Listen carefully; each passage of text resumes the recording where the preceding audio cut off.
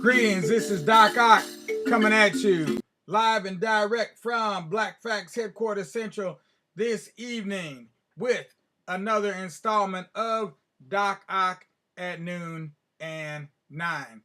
And I know some of you can't see my face right now, and that may seem to be just a little bit annoying. So let me just move back a little bit here and maybe slouch down in my chair some so you can get a better view of me. Yay! Okay, so at any rate, we're here tonight and we're going to do something a little different. Last night we told a story. We told a proverb, we told a story, and we introduced this kind of game that we call a Mancala game. And tonight you're only going to be able to see this if you're watching on Facebook. So hopefully my feed doesn't cut out on me. But I have a feeling it will because it usually does, but we'll see what happens. Meanwhile, back at the ranch, let's do this little dance. Okay, there we go. First and foremost, if you're watching on Facebook, give us a like. If you're watching on YouTube, give us an old thumbs up. And no matter what platform you may be watching on, always make sure, no matter what you do, to go ahead and give us some DAP. Give us a referral and a snap to some of your friends, your neighbors, and your family. If you could do that, that would be really pleasing to me and even to you, because in the end, your family will love you because you kept them from feeling really blue, because you gave them so many good things that they can do, like listening to our stories, or in this instance, learning how to play the world's oldest board game. And I'm trying to get this set up here where you can see as much of this board as possible, but it's a little hard because each camera here has got a different view. So I'll show you the best I can based on the circumstances that we have going on over here tonight. And let's see. Okay, maybe that'll about do it. All right, so now, okay, you can see here and you can see a little bit over there. All right, so as I pointed out to you before, we've got a, I almost forgot, proverb for today. The name of the game we're going to learn today is called Oware. Everybody say Oware. Oware. And Oware is a game, a version of Mancala games from Ghana, West Africa. So you can find Oware played all over Ghana, some other parts of West Africa, and particularly you'll also find it played in the Caribbean where they just call it Wari. Okay? But basically played by the same rules. There may be some variation here and there from place to place. The rules may change a little bit. So I'm just going to give you a real quick brief overview of how to play the game and some of the basic rules of this game. Now, unlike the game, see, when you learn how to play these games, learning to play these games is important for a lot of different reasons, including the fact that it gives you some insight into somebody else's culture and their way of thinking. So in this particular game, the idea is to see who can capture the most amount of seeds. And so I have my side of the board over here, and my opponent has their side of the board over here. Each of us has 6 holes on each side.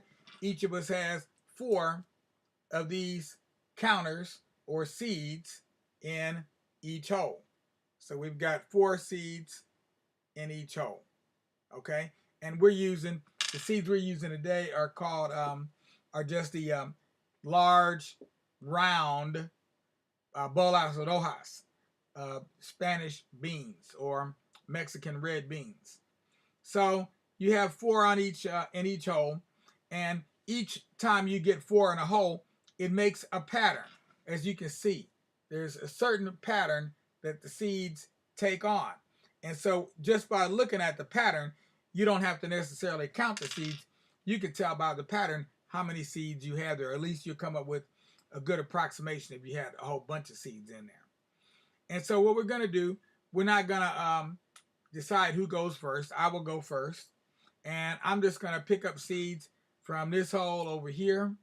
And I'm going to go and sow them on the other side of the board. So we go around the board with the seeds in a counterclockwise fashion. So we go the opposite way the hands go around the clock. That's how we go with the seeds. So I moved. So now it's my opponent's turn to move. And they will drop their seeds here. And we'll keep going around the board like this until one of us can finally actually make a capture. But in order to capture, you have to make a certain number of seeds in a hole. Right now we have too many seeds in all these holes that I've been landing in last for me to capture. And the same thing has been true of my opponent. Matter of fact, see, my opponent can do the same move I just did there. So sometimes you want to, quote unquote, give your opponent more seeds in order to block them from capturing you or from capturing seeds on their side of the board themselves. So it's a little trick to the game. And here we go here. And we just keep going around like this for a while, ever so carefully, making sure it's not to move anywhere where we can be captured or where somebody can capture us. And we're more worried about other people capturing us than we are about capturing.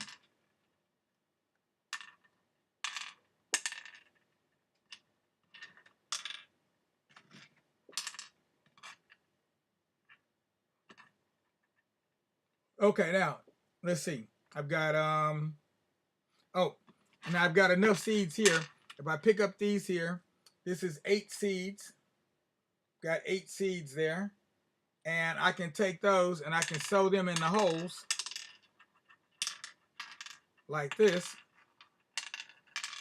And my last seed landed in a hole in one of my, okay, now my side of the holes on my side of the board are called houses. So I literally have 6 houses of my own on my side of the board.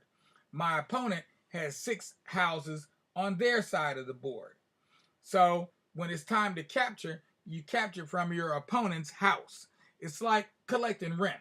You could think of it as collecting rent on a house. So your opponent is living in these 6 houses, and if you come up with the right combination of seeds and land in the exact right place, then bingo, you get paid rent that day.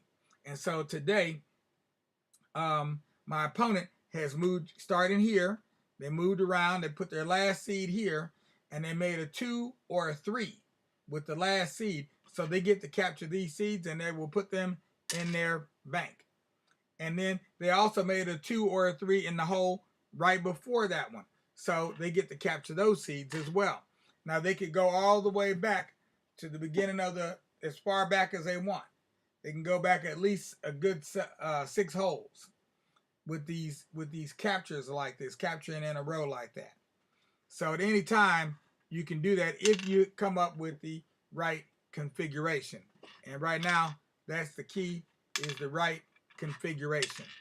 And so as you see now, what we're doing, we're each moving 1 seed each, trying to avoid being captured. Because moving one of your big piles, all that's going to do is make you more vulnerable, your seeds more vulnerable to being captured. Right now, as I'm going around and I'm putting seeds on his side of the board, you're putting seeds on my side of the board, we don't own any of those seeds, so it doesn't matter. You don't own them until you put them in your bank and you actually capture them. So now let's see, what do I have here? I got 16. I got 16 seeds there. we know there's 12 holes on the board. So if I go around to come back all the way back around, I would need 12, 13. Oh, we're going to skip that one. Okay, so 11, 12, 13, 14, 15, 16. Now I won't be able to do anything. So I'm just going to go ahead. Oops, wait a minute. 6, 8. Oh, that's dangerous. Okay, I'll move this one here. Okay, and now it's your turn. So let's see. Because I took your move away where you could have captured. So maybe we'll just move over there. And then I will go here. Okay, we go there.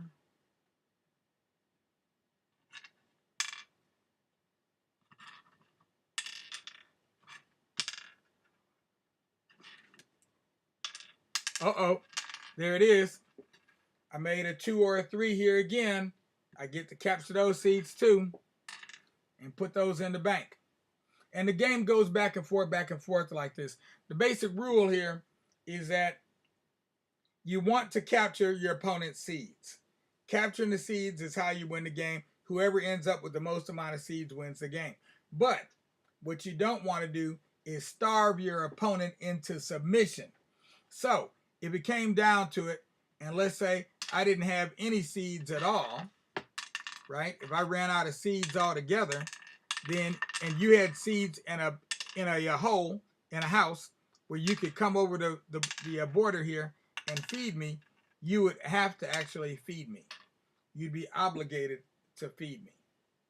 And that's how the game is played. So it's different than Monopoly, where you're trying to gather up all the money and starve your opponent into submission. Very different idea. Here, we have rules. We don't do that. We treat each other with respect. We treat each other in a kindly manner. And basically, that's your first lesson in how to play the game Oware. Now, there's more to know about Oware, and we'll get into that in our future sessions. But that's enough for tonight. And I'm glad you all are sticking with me. I see we've got some people out there watching, like Imhotep Al-Kibulan. What's going on, brother Imhotep? I see you over there. Let me just give brother Imhotep a wave there. So, like I said, this month we're focused on science, scientists, and inventors. And this what I've been sharing with you the last couple nights. At this time of night is one of Africa's most unheralded inventions that has not only been a great way to spend one's time over the ages, but has also been a way of training people, or it's a calculating machine actually. Okay, Oware is actually has the basis of calculus is in the game, and so if you learn to play the game, you also do well in calculus class. And most people that I know have not taken calculus, did not take calculus, and would not think of taking calculus because we all think it's too hard. But if it's too hard to do calculus, then it would be too hard to play this game, and this game is not that hard. I've taught 5-year-olds how to play this game. Matter of fact, I had a 6-year-old I taught how to play the game who could play the game turned around backwards with her eyes closed, and she was still liable to whoop you. Yes, dangerous 6-year-olds. Okay, and I'm talking about black children. I'm not talking about anybody else. So we need to learn more about this game, and we need to teach it to our children, and that's why I'm taking the time to share it with you all tonight. So I hope you appreciate it. What we did tonight, something a little different than what our usual story. And we're going to continue doing some new, innovative, and different things with our show in this time period.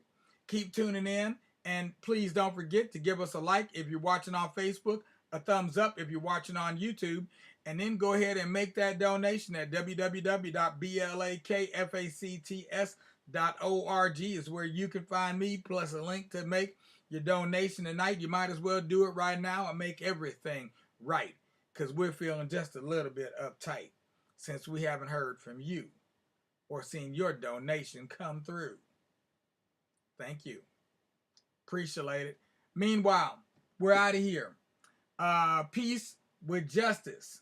Because anything less disgust us, we're moving on into our transition. Here we go.